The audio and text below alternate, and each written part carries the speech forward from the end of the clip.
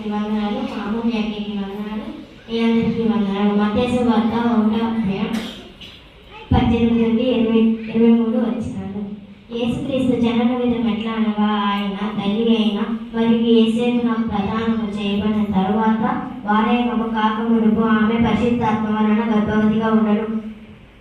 ఆమె భర్త అయిన యేసేపు నీతిమంతుడై ఉండి ఆమెను అవమానపరచనొల్లక రహస్యముగా ఆమెను విడనాడ ఉద్దేశించెను.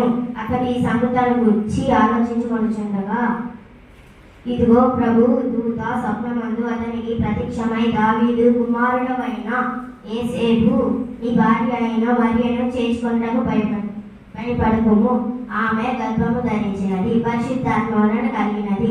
ఆమెకు కుమారుడు గను. తన ప్రజలను వారి పాపముల నుండి ఆయనే రక్షించును కనుక ఆయనకు యేసు అని పేరు పెట్టుదువలెను. ఇదిగో కన్యక గర్భవతి కుమారుని కనును, ఆయనకు ఇమ్మానుయేలు పేరు పెట్టుదురు అని ప్రభువు తన ప్రవక్త ద్వారా పలికిన మాట నెరవేరినట్లు ఇంతంతయు జరిగినది.